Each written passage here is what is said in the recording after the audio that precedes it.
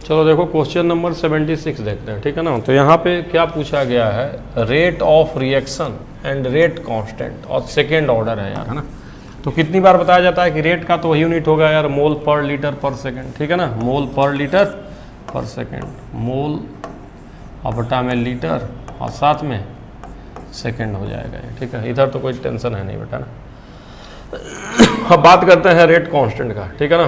तो rate constant second order के लिए बार बार आपको बताया गया है कि सेकंड ऑर्डर के लिए जो रेट कांस्टेंट होगा, ठीक है ना, रेट कांस्टेंट किसके लिए, सेकंड ऑर्डर के लिए।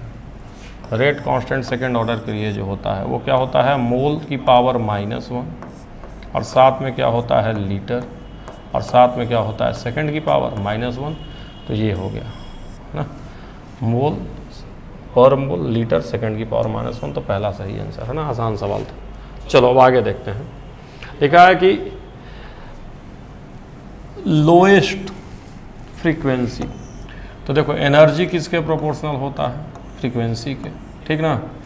और मैं बताया था कि जब भी हायर सेल में जाते हैं तो एनर्जी गैप क्या होता है, कम।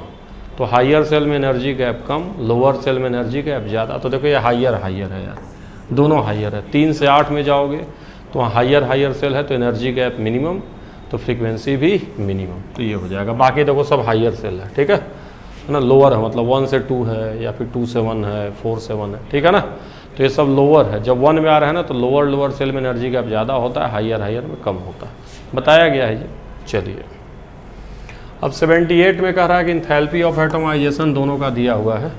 तो सबसे पहले आपको इसमें रिएक्शन लिखना पड़ेगा। तो जब CH4 का आप लिखेंगे इंथैल्पी ऑफ एटमाइजेशन का रिएक्शन, तो ये क्या बन जाएगा, C बनेगा और साथ में क्या बनेगा 4H गैस बनेगा। क्योंकि इंथैल्पी ऑफ एटमाइजेशन में क्या होता है बताया गया आपको, कुछ भी किस में चेंज हो जाता है, गैसियस मॉलिक्यूल में, एटम में, सॉरी, कोई भी मॉलिक्यूल या atom, any species changes to gaseous atom enthalpy of atomization में। तो यहाँ देखो अगर ये कार्बन गैस और 4 हाइड्रोजन गैस बना, इसका मतलब CH4 में जो 4 बॉन्ड था बेटा, वो चारों बॉन्ड क्या है, टूट गया है। 4 बॉन्ड जो है इसके, वो चारों बॉन्ड क्या हो गए हैं, कहीं ना कहीं टूट गए हैं, ठीक है। और जो डेल्टा H है इस रिएक्शन का इंथैल्पी ऑफ एटमाइजेशन, इसी को बोलते हैं डेल्टा H। कितना इंथैल्पी ऑफ एटमाइजेशन 360। और डेल्टा H बराबर होता क्या है, bond energy of reactant minus bond energy of product. तो यहाँ पे कितने बॉन्ड हैं, 4 CH बॉन्ड हैं। 4 इंटू बॉन्ड एनर्जी किसका, CH बॉन्ड का, कहाँ पे, रिएक्टेंट। और प्रोडक्ट में कितने CH बॉन्ड है, 0, प्रोडक्ट में कोई CH बॉन्ड नहीं, ठीक है। तो यहाँ से अगर तुम सोल्व करोगे, है ना, तो जो बॉन्ड एनर्जी है CH बॉन्ड का वो कितना आ जाएगा, बॉन्ड एनर्जी CH बॉन्ड का कितना आ गया, ध्यान देना, CH बॉन्ड का जो बॉन्ड एनर्जी है वो आपका आ गया 90 आ गया, ठीक है ना, 90 लिखा हूँ मैं, 90, ठीक। चलिए खैर अब फिर से अगला डाटा पे चलते हैं। जो नेक्स्ट डाटा इसमें है वो आपका क्या है, C2H6 के रिगार्डिंग है, इसके रिगार्डिंग है। इसका भी इंथैल्पी ऑफ एटमाइजेशन दिया हुआ है। तो जब ये C2H6 को आप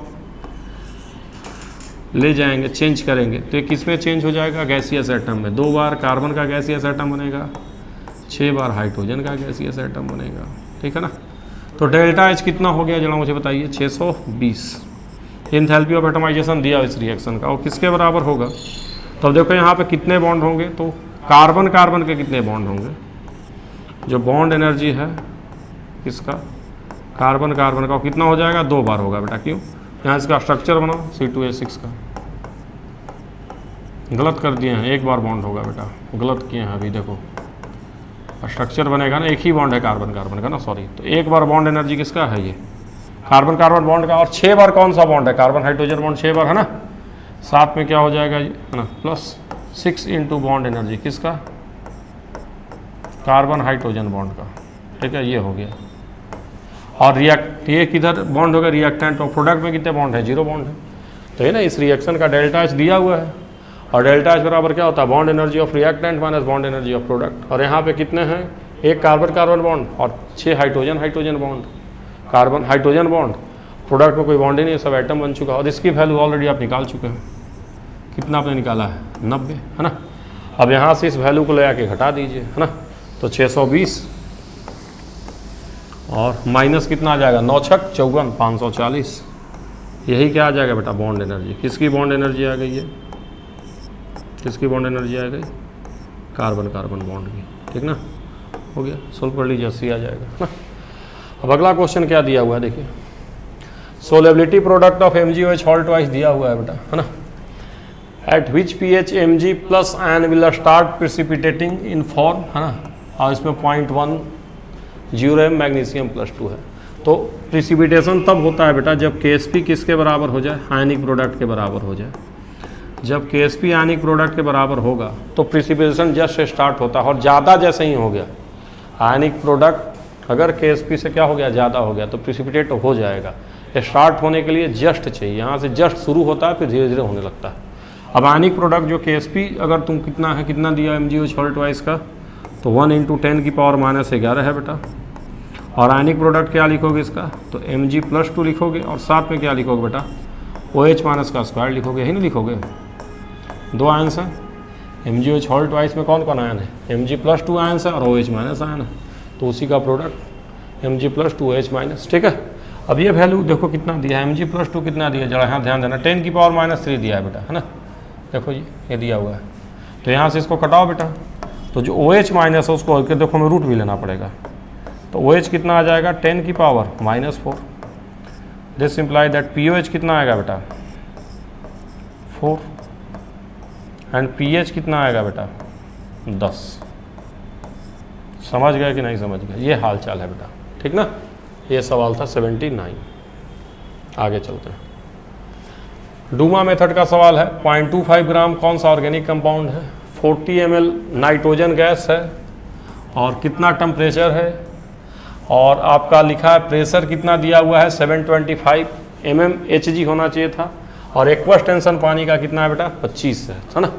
तो परसेंटेज पूछा है, तो सबसे पहले हम करेंगे क्या, नाइट्रोजन का मोल निकालेंगे। कैसे निकालेंगे, Pv = NRT से, Pv = NRT, यही सब क्या निकालेंगे, मोल ऑफ नाइट्रोजन। अब प्रेशर कितना है जरा मुझे बताओ, 725 प्रेशर है, लेकिन उसमें से 25 किसका प्रेशर है, पानी का प्रेशर है, बताया गया होगा आपको। एक्वस टेंशन मतलब पानी का प्रेशर है, और ये जो 725 है वो टोटल प्रेशर 725 है, उसमें 25 पानी का प्रेशर, तो नाइट्रोजन गैस का प्रेशर कितना हो गया, 700 mmHg में है, तो इसको 760 से क्या करो बेटा, डिवाइड करो, तो ये प्रेशर किस में आ जाएगा जरा मुझे बताओ, है ना, ATM में आ जाएगा। और वॉल्यूम कितना दिया है बेटा, 40, Pv = NRT, इसको किस में ले जाओ बेटा, लीटर में ले जाओ, तो Pv हो गया। मोल तुम्हें निकालना है बेटा नाइट्रोजन गैस का, और R की वैल्यू सबको पता है, 1/12 अप्रॉक्स में, और टेम्परेचर कितना है 300, सोल्व करोगे कितना आएगा 25। बाकी कटिंग कोटिंग तुमको कराना है बेटा इसमें से, है ना, तो ये 700 आ जाएगा, ये थोड़ा बहुत सोल्व मैं कर दे रहा हूँ, 700 आ जाएगा। अब यहाँ देखो कितना जीरो है, 2 जीरो इधर, 1 जीरो इधर और 2 जीरो इधर, है ना, कट गया बेटा ये, ठीक है ना। तो जो मोल आ जाएगा N2 का, मोल ऑफ N2, N2 का जो मोल आ गया है ना, देखो N लिखे मोल ऑफ N2, वो कितना आ जाएगा यहाँ से, ये 25 जाके इधर और डिवाइड हो जाएगा, तो ऊपर में कितना बचा, देखो 700 था, 1000 कट गया है ना, तो बचेगा 7 × 4 = 28, और बटे में इधर कितना हो गया 760, और साथ में क्या हो जाएगा 25। ये मोल हो गया नाइट्रोजन का, ठीक है ना। उसके बाद जब मास निकालोगे N2 का, मास निकालोगे N2 का, तो मास कितना आ जाएगा बेटा, मोल N2 का जब मास निकालोगे, मास, तो ये क्या हो जाएगा, मोल, जो तुम्हारा मोल तुमने निकाला है 28,760, और साथ में 25 × molar mass, mole into molar mass करोगे तो क्या आ जाएगा, मास ऑफ N2 आ जाएगा। फिर जब परसेंटेज निकालोगे बेटा, परसेंटेज निकालोगे जब N2 का, ठीक है ना, तो परसेंटेज N2 का क्या हो जाएगा, अपना मास जो तुमने निकाला है, ये तुम्हारा पूरा अपना मास, ये जो तुमने निकाला है मास ऑफ N2, ये mass of N2, total mass कितना कंपाउंड का दिया हुआ है जरा देखो इसमें, 0.25 ग्राम ये टोटल मास है कंपाउंड का, इंटू क्या करोगे 100, तभी तो आएगा ना बेटा परसेंटेज। मास ऑफ N2 जो तुमने निकाला है बटे में टोटल मास, इंटू क्या करो 100 कर लो, 100 लिखे हैं बेटा, तभी तो निकलेगा परसेंटेज, अपना मास बटे टोटल मास इंटू 100, सोल्व कर लो बेटा, आंसर तुम्हारा आ जाएगा, ठीक है ना। अब पूछा गया एंगुलर मोमेंटम किसके लिए, डी ऑर्बिटल के लिए। तो फार्मूला तुम लोग जानते हो क्या होता है, एल की वैल्यू इसके लिए कितनी होती है, एल बराबर क्या होता है 2। तो फार्मूला क्या होता है, एल इंटू एल प्लस 1, मतलब कितना हो गया 3, और साथ में h/2π। तो यहाँ से सोल्व कर लोगे बेटा तो तुम्हारा आ जाएगा, कौन सा आंसर आ जाएगा, ये √6h/ क्या आ जाएगा, पाई आ जाएगा, ठीक है ना। तो ये क्वेश्चन नंबर कौन सा था बेटा, 81। अब लिखा है कि बॉइलिंग पॉइंट 0.2 मोल पर kg the boiling point of 0.2 मोल पर केजी, समझ रहे हैं, मोलालिटी दिया हुआ है बेटा। Solution of x in water is greater than equimolal solution of y in water, ठीक है ना। मतलब दोनों का मोलालिटी सेम है। मोलालिटी ऑफ एक्स बराबर क्या है, मोलालिटी ऑफ वाई। इक्विमोलल मतलब बराबर, दोनों का मोलालिटी सेम है। लेकिन क्या पूछा है, बॉइलिंग पॉइंट एक्स का क्या है, ज़्यादा है किससे, वाई से। लेकिन जो डेल्टा टीबी है बेटा, किसका, डेल्टा टीबी एक्स का है, वो क्या है, ज़्यादा है। किससे ज़्यादा है, डेल्टा टीबी किससे, वाई से। तो क्यों ऐसा है ना, तो कह रहा है मोलर मास। देखो जब मोलालिटी दिया है तो फिर मोलर मास से कोई मतलब नहीं कि डेल्टा टीबी बराबर क्या फार्मूला होता है, जरा मुझे बताओ बेटा। आई के बी और इनटू एम। देखो के बी सबका सेम ही है और मोलालिटी सेम ही है, तो डिसाइड कौन करेगा बेटा, आई। जिसका आई ज़्यादा होगा उसका डेल्टा टीबी भी क्या होगा, ज़्यादा होगा। तो इसका यही आंसर हो जाएगा। एक्स का क्या हो रहा है, डिसोसिएशन हो रहा है, ठीक। या वाई का क्या हो रहा है, एसोसिएशन हो रहा है। अगर वाई का एसोसिएशन होगा तो वैल्यू कम हो जाएगी, एक्स का डिसोसिएशन होगा तो वैल्यू बढ़ जाएगी। तो इसका आंसर इन दोनों में से ही कुछ होगा बेटा, ठीक है ना। तो एसोसिएशन का कोई ऑप्शन नहीं है, तो एक्स का डिसोसिएशन मतलब आई ज़्यादा, ठीक है। चलो अब लिखा है कि आइडियल सॉल्यूशन के लिए क्या होता है, इसमें से कौन जीरो नहीं होता। तो आपको बार बार बताया गया है कि आइडियल सॉल्यूशन के लिए डेल्टा एस मिक्सिंग क्या होता है, ग्रेटर देन जीरो, क्योंकि और डेल्टा जी मिक्सिंग क्या होता है, लेस देन जीरो, क्योंकि स्पॉन्टेनियस प्रोसेस होता है। सॉल्यूशन तो अपने आप ही बनता है ना बेटा, ठीक है। तो ये गलत है, बाकी सब जीरो होता है, डेल्टा भी सब जीरो होता है। चलिए 84 में कह रहा है कि बॉन्ड एनर्जी सबका दिया हुआ है। अब इंथैल्पी ऑफ फॉर्मेशन ऑफ क्या दिया है, एक्स वाई दिया हुआ है बेटा, ठीक है, रेशियो दिया हुआ है। तो पहले इंथैल्पी ऑफ फॉर्मेशन का रिएक्शन लिखोगे तो क्या लिखोगे बेटा, half x2 plus half y2 बराबर क्या लिखोगे, xy। ये लिखोगे इंथैल्पी ऑफ फॉर्मेशन रिएक्शन लिखोगे बेटा, half x2 plus half y2 बराबर xy। फिर डेल्टा एच रिएक्शन कितना दिया हुआ है, -200 बराबर क्या लिखोगे, bond energy of reactant minus bond energy of product. तो तुम मान लो कि जो xy है इसका बॉन्ड एनर्जी हम कितना मान लेते हैं, x। तो जो x2 है उसका बॉन्ड एनर्जी भी कितना हो जाएगा, x, क्योंकि देखो रेशियो 1:1 है। और जो y2 है उसका बॉन्ड एनर्जी कितना हो जाएगा बेटा, 0.5, मतलब x/2, यही ना होगा बेटा, 1:1। इसका बॉन्ड एनर्जी अगर x, तो इसका भी रेशियो 1 है तो x, और इसका कितना 0.5 मतलब आधा, मतलब x/2। अब यहाँ से सोल्व करोगे तो बॉन्ड एनर्जी बराबर बॉन्ड एनर्जी ऑफ रिएक्टेंट। तो क्या लिखोगे, रिएक्टेंट में क्या लिखोगे, x2। इसका बॉन्ड एनर्जी कितना है, x2 का बॉन्ड एनर्जी देखो कितना है बेटा, x है, कितनी बार, ये हो गया x/2 प्लस y2 की बॉन्ड एनर्जी पहले कितनी है बेटा, तो x/2, और साथ में फिर से क्या करेंगे 1/2, क्यों, क्योंकि हाफ y2 है ना, और माइनस xy की बॉन्ड एनर्जी कितनी है बेटा, x। अब इसी को सोल्व कर लो बेटा, तुम्हारा आंसर आ जाएगा। बॉन्ड एनर्जी हाफ x2 का, बॉन्ड एनर्जी हाफ y2 का, और माइनस बॉन्ड एनर्जी किसका, xy का, reactant minus product, delta H दिया हुआ है। सोल्व करोगे x की वैल्यू यहाँ से आ जाएगी। समझ गया कि नहीं समझ गया। फिर लिखा है device that convert combustion fuel methane into electrical energy. इसको हम क्या बोलते हैं, फ्यूल सेल। फ्यूल सेल का डिफिनेशन ही ये होता है, ठीक है। चलो अब लिखा है ये कौन सा सही है रिवर्सिबल प्रोसेस के लिए, तो यही तो होता है, डेल्टा जी नोट होता है डेल्टा जी नहीं होता है, डेल्टा जी नोट बराबर -2.3 RT log के, तुम लोगों को पता होगा, तो सही है ये, ठीक। चलो 87 में कह रहा है ये एक रिएक्शन आपका ये दिया हुआ है, और कंसंट्रेशन ऑफ ए शुरू में कितना है, 1 है। तो यहाँ ध्यान दो, ये भी शुरू में 1 है और ये भी शुरू में कितना है, 1 है। और शुरू में केवल देखो बेटा यही है, कौन कौन है, ध्यान देना बेटा, है ना। बस केवल ए और बी है, किसके बारे में कोई आइडिया नहीं है। इसको नहीं दिया तो इसको हम क्या मानेंगे, 0 मानेंगे बेटा, है ना। फिर हम इक्वेशन कैसे प्रोसीड करते हैं, 1 था 0 है ना, कितना जाएगा 2x, 1 था 2x रिएक्ट कर गया, कितना बचा 1 - 2x। ये कितना था 1, कितना रिएक्ट किया x, कितना बचेगा 1 - x। ये कितना बन रहा है 3c, तो कितना बनेगा 3x, और ये कितना बनेगा x।